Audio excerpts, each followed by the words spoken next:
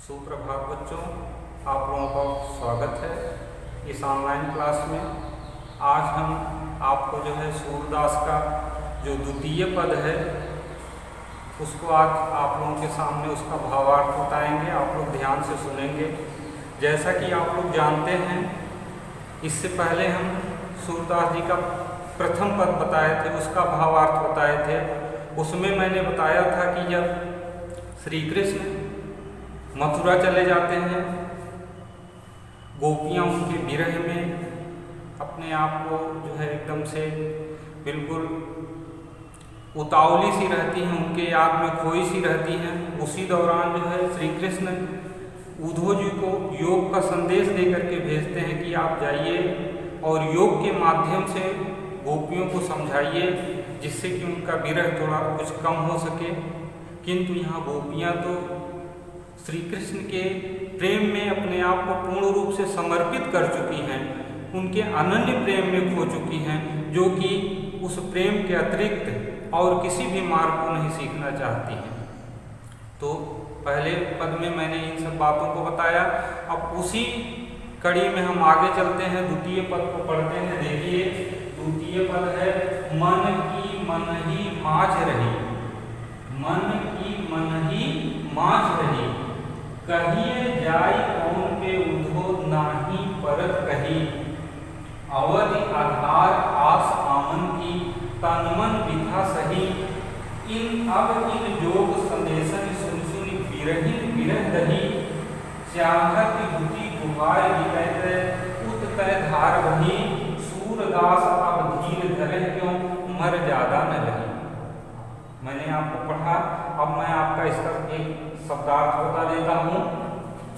मन की आप लोग जानते हो, मन की मतलब मन की अपने अंदर की, मन ही माझ, माझ मतलब होता है अंदर की माझ मतलब होता है अंदर की। कहिए जाए, कहिए मतलब कहें, जाए मतलब जा करके, कौन पे, कौन माने किससे, पे माने पे, मतलब किससे जा करके कहें। उद्धव जी से कह रही है कि हम लोग किससे जा करके कहें, ना ही परत कही, मतलब हम लोग किससे जा करके उस बात को कहें। अवधि, अवधि मतलब होता है समय, आधार मतलब आधार, आस, आस मतलब आशा, आमन की मतलब आने की, तन मतलब शरीर, मन मतलब मन आत्मा, बिथा मतलब व्यथा, सही मतलब सहना। अब इन जोग संदेशन सुन सुनी, जोग मतलब योग, योग मतलब ज्ञान, जोग मतलब योग, और उसी योग को हम ज्ञान कहते हैं। संदेशन मतलब संदेश, सुन सुन मतलब सुन सुन करके, बिरहिन बिरह दही, बिरहिन का मतलब क्या होता है बच्चों, ध्यान से सुनो। आज के समय में इसका परिभाषा बहुत ही आसान है, पर पहले भी बिरहिन मतलब जैसे जब दो लोग आपस में प्रेम करते हैं और प्रेम करने के उपरांत जब दो लोग एक दूसरे से बिछड़ जाते हैं, अलग हो जाते हैं, अर्थात दूर दूर हो जाते हैं, तो उनकी याद में, एक दूसरे की याद में जब दोनों लोग खोए रहते हैं, या कोई मान लीजिए एक मित्र मेरा चला गया, मैं उसके याद में हमेशा खोया रहता हूँ, तो उसी को विरह की स्थिति कहते हैं। और विरह दही मतलब विरह की आग में जलना। जैसे रामायण में प्रभु श्री राम और माता सीता दोनों का जब वनवास, माता सीता का वनवास में हरण हुआ था, तो माता सीता श्री राम के वियोग में जल रही थी। यहाँ पर विरहिन विरह दही मतलब याद में जलना। और आज के समय में, आज के समाज में तो विरह की स्थिति ऐसी हो गई है कि विरह दही, विरह में जलने के बजाय विरह में लोग समाप्त हो जाते हैं, मर मिट रहे हैं, क्या क्या चीजें हो रही हैं। किंतु अन्यथा हम लोग न लें, हम लोग अपने मूल बिंदु पर आते हैं। विरहिन विरह दही मतलब विरह की स्थिति, विरह मतलब किसी की याद में खोए रहना, उसी को हम लोग विरह कहते हैं। विरहिन दही मतलब उसी याद में हमको जलना, उसी को हम लोग कहते हैं विरह दही। चाहत हुति गुहार गिरत है, चाहत मतलब चाहती हूँ, हुति माने थी, चाहती थी, गुहार मतलब होता है पुकार, पुकारना। जीतै ते, जीतै मतलब जिधर, तै मतलब से, उत मतलब उधर, तै मतलब ते, धार मतलब होता है धारा, और बही मतलब होता है बहना। सूरदास, सूरदास के अनुसार सूरदास जी क्या कहना चाहते हैं गोपियों के माध्यम से? अब धीर धरे क्यों, धीर मतलब होता है धैर्य, और धरे मतलब धरना। मर्यादा मतलब होता है मर्यादा, न रही मतलब न पाना। इस तरह से इसका भावार्थ हो गया, इसका शब्दार्थ हो गया। अब इसका हम भावार्थ आपको बता रहे हैं। मन की मन ही माय, गोपियां उद्धव जी से कहती हैं कि हे उद्धव जी, श्री कृष्ण हम लोगों को छोड़ करके चले गए हैं। हम लोगों के मन की बात, जो हम लोगों के अंदर, हम लोगों की जो भावनाएं थी, जो हम लोग श्री कृष्ण से अनन्य प्रेम करते थे, उस प्रेम को हम लोग उनसे कह नहीं पाए, बल्कि वह हमारे मन के अंदर ही रह गई, वह बात हमारे मन में ही रह गई। उस बात को हम उनके सामने व्यक्त नहीं कर पाए। उसी कहते हैं कि मन की मन ही मान रही।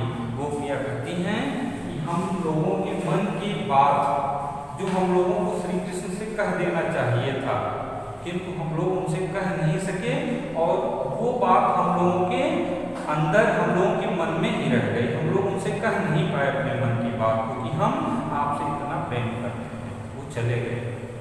कहिए जाय कौन पे उद्धव नाही परत कही। क्या कहें हे उद्धव जी, अब हम क्या कहें, किससे जाकर के उस बात को कहें? वो तो चले गए, श्री कृष्ण चले गए। हमारे, हम जो उनसे प्रेम करते थे, उस प्रेम की बात जो थी वो हमारे अंदर, हमारे मन के अंदर ही रह गई है। अब हम लोग उसको किससे जाकर के कहें? वो मन के अंदर ही रह गई है। अब कहाँ हम लोग कह सकते हैं? अवधि आधार आस आवन की तन मन विखा सही। अवधि आधार आस आवन की, अवधि मतलब होता है समय, आधार मतलब होता है आधार, आस मतलब आशा, आवन की मतलब पाने की, तन मन विखा सही। तन और मन, विखा मतलब पीड़ा, दर्द, दुख, सही मतलब सहना।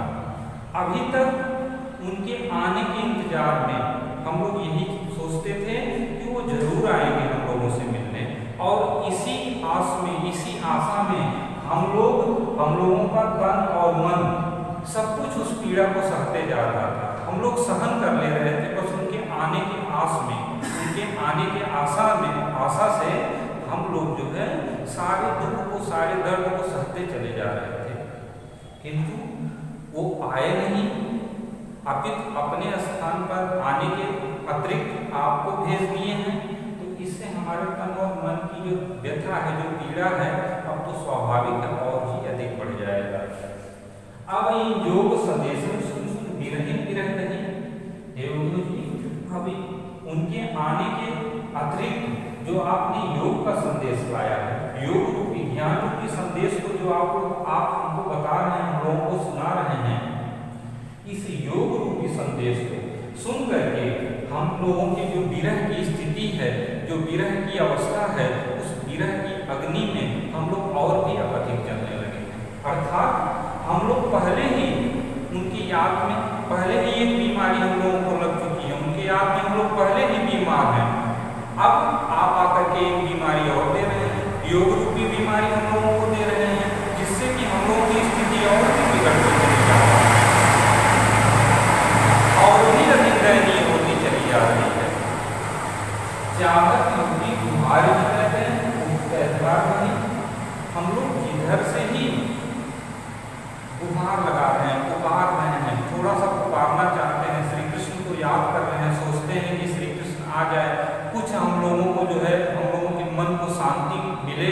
किंतु जिधर से ही हम लोग चाहते हैं कि कुछ शांति मिले, उधर से ही योग रूपी ज्ञान रूपी, योग रूपी धारा बहती है। चाहत होती गुहार भी कहते हैं, उत तय धार ही, जिधर से हम लोग चाहते हैं कि पुकारना चाहते हैं, जिधर से भी हम लोग श्री कृष्ण को पुकारना चाहते हैं उधर से क्या मिलता है हमको, कौन सा धारा हमारे तरफ आता है, कौन सा चीज मिलता है, योग अर्थात ज्ञान, ज्ञान की धारा हमको मिल रही है, ज्ञान रूपी धारा हमारे तरफ प्रवाहित हो रही है। सूरदास अब धीर धरे क्यों, मर जाता नहीं।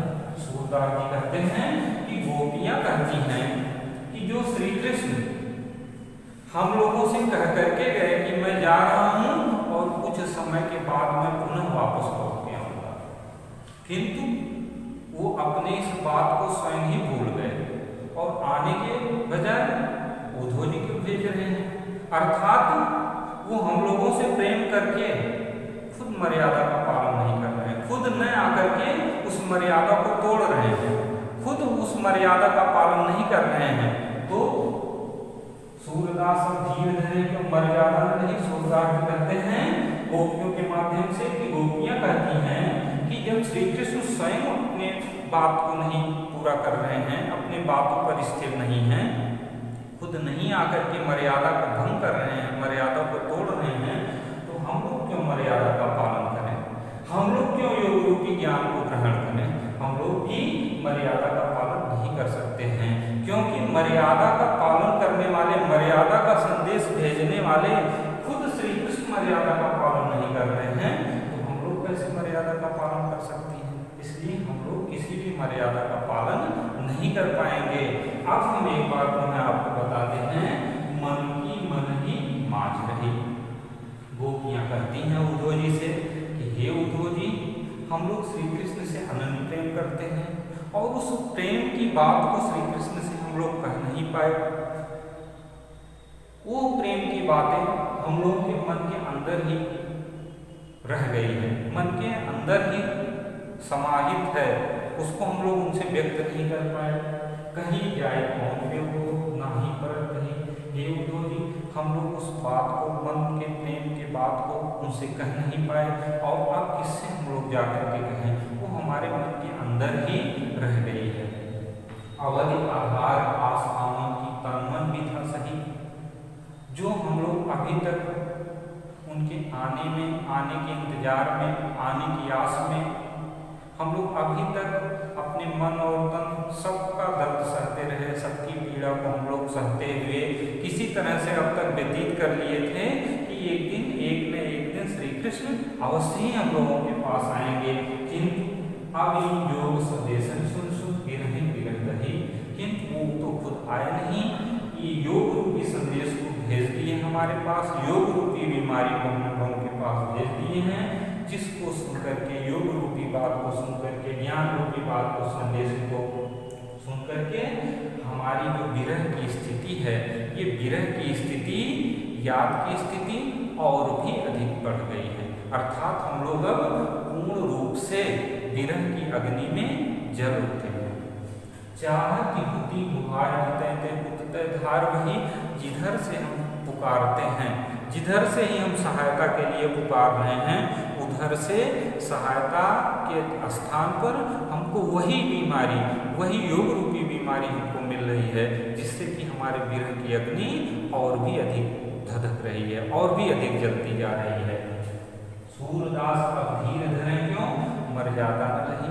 सूरदास जी गोपियों के माध्यम से कहते हैं कि गोपियां स्वयं कहती हैं कि जब हम लोगों को आने की बात कह करके, पुनः लौट के आने की बात कह करके श्री कृष्ण यहाँ से गए और वो खुद नहीं आए, बल्कि उद्धव जी को ज्ञान का संदेश लेकर के भेज रहे हैं। अर्थात कहने का तात्पर्य है कि वो खुद ही अपनी बात पर स्थिर नहीं रह सके, खुद मर्यादा का पालन नहीं कर सके, तो हम लोग क्यों मर्यादा का पालन करें। अर्थात हम लोग भी मर्यादा का पालन नहीं कर सकते हैं। इस प्रकार से प्रथम पद और द्वितीय पद का भावार्थ आपको बता दिए हैं।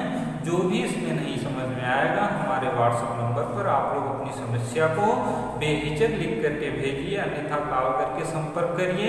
और आप लोग एक रफ कॉपी ले लीजिएगा या फेयर कॉपी ले लीजिएगा, उसमें इसका भावार्थ अपने शब्दों में लिखेंगे, बार बार देखेंगे, मीनिंग देखेंगे, लिखेंगे और लिख करके एक नोट बना के रखेंगे। जब हम लोग आमने सामने मिलेंगे तो उसको जरूर हमको दिखाइएगा। डेट आप लोग डाल दीजिएगा, जिससे कि हम लोगों को पता रहे कि था, इस दिन जो हम लोग पढ़ाए थे उसका ही आप लोग बनाए हैं। इस प्रकार से आज बस इतना ही। आज का क्लास हिंदी का यहीं पर बंद होता है। हम लोग के नेक्स्ट टाइम में मिलेंगे, तब तक के लिए बहुत बहुत